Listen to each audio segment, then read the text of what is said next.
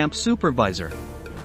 The place in question was Stutthof, one of the cruelest detention centers of the Third Reich, where thousands of people suffered indescribable pain and met their end.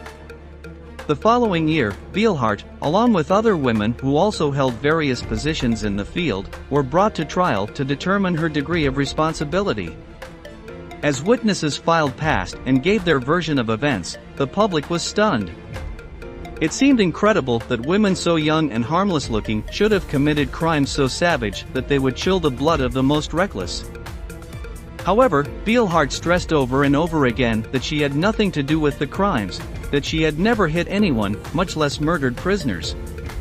In fact, according to her, she was just as shocked as the rest of the room to hear about the torture. Camp survivors confirmed these facts, although the court was not entirely convinced.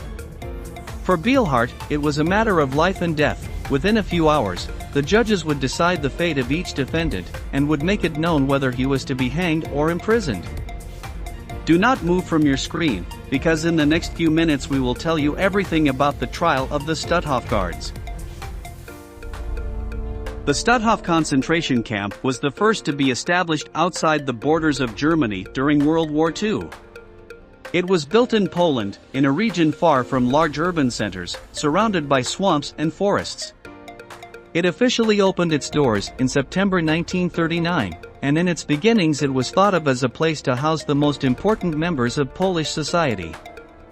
The prisoners came from the economic, political, and cultural elite of the country, so that political leaders, religious leaders, famous artists, and highly prestigious intellectuals lived in their barracks.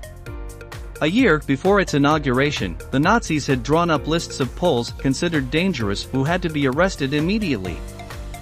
The underlying objective was to reorganize the country in the image and likeness of National Socialist ideals, and the first step for this was to eliminate these subjects.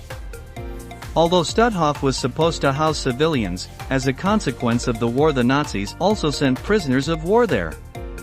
Within weeks of opening, there were already 6,000 people locked up, and the number grew as Germany deported Jews from conquered territories. The site had 40 subcamps, whose inmates were forced to do forced labor to supply the German military industry. Most of the slave workers had to attend a weapons factory daily to help in the production of war material. As in any concentration camp, the living conditions in Stutthof were deplorable. Over the years that it worked, an estimated 110,000 people passed through it. More than half of that total died from the spread of diseases such as typhus, or from lack of basic food. Those who were weakened by hunger were selected by the guards to die in the gas chambers, since they were not fit for forced tasks. Most of those executed in this way were Jewish women and children, who spent their last seconds of life inhaling the Zyklon B poison. Among all the crimes that occurred inside the Stutthof, perhaps the most chilling is the rumor that the SS used the corpses to extract their body fat and make soaps. Although this was never fully confirmed, it has been proven that the Nazis in the camp subjected the inmates to terrible torture. At the beginning of 1945, when the Third Reich was on the verge of defeat, the leaders of Stutthof organized the evacuation of the camp. Thousands of exhausted, starving and sick prisoners were forced to walk hundreds of miles to get away from the Allies. According to specialists, 25,000 people died in this process. When the Soviets liberated the camp on May 9, 1945, they found no more than 100 survivors, those who hid from the Nazis to avoid forced marches. Following the surrender of Germany, the Allies rounded up what few Stutthof personnel they could find. There were 72 SS officers and 6 female supervisors. In 1946 the trial began, and the survivors declared the torture to which they had been subjected by the Nazi women. They were Jenny Barkmann, Elizabeth Becker, Wanda Klaff, Eva Paradis, Gerda Steinhardt and Erna Bielhardt, who we told you about at the beginning of the video. Those who witnessed the sessions later stated that the defendants did not seem interested in what was said about them. In fact, Barkmann was seen absently fixing her hair, smiling and flirting with the guards who were watching her. The only one who was nervous was Erna Bielhardt, who said the following: "I was affiliated with the National Socialist Party since 1933, I liked the Führer's idea that we would be a dominant nation, but I never liked my job. The prisoners were tormented too much. I had to look the other way.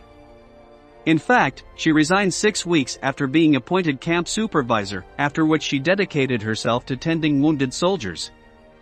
After much doubt, the judges decided to spare her life and sentence her to 5 years in prison.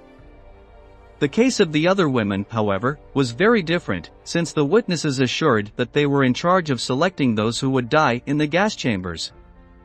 One of them, Wanda Claff, proudly acknowledged it. "I am very intelligent and I have always been brilliant in my work. I beat at least 2 prisoners a day." One survivor stated the following about defendant Ava Paradis: "Once, she ordered a group of inmates to strip naked in the middle of the snow, and she showered us with ice-cold water. If any of them moved, she would beat us up." The evidence was abundant and the brutality evident, so the court sentenced the 5 Stutthof supervisors to death by hanging. The date of the executions was set for July 4, 1946, and the place chosen was a hill near the city of Gdansk, in Poland. That day, a crowd of 20,000 people gathered to witness the death of the monsters that had caused so much pain. A scaffold was not set up, but it was decided to put a rope around their necks, pass it through a post and tie it to the back of a truck. Once the vehicle moved forward, the women would remain slightly suspended in the air for the minutes necessary for them to be strangled to death. The first executed was Jenny Barkman, whose last words were these: "Life is a pleasure, and that is why it ends quickly." The audience watched as her body rose, the knot wrapped around her throat, her feet pounding in a frantic rhythm. When she stood still, it was the turn of the others, who passed one by one towards their final destination. The bodies were left hanging there, so that the next convicts would have a clear view of what awaited them. Not only the 5 women from Stutthof were killed, but also 6 other male guards who had tortured prisoners. This is how the victims of the concentration camp found some justice for the horrors to which they were subjected by Nazism. We have reached the end of the video and we want to ask you, do you think Erna Bielhart should have been executed? Leave us your answer in the comment box below and don't forget to subscribe to our channel to learn about many more military events that left their mark on history.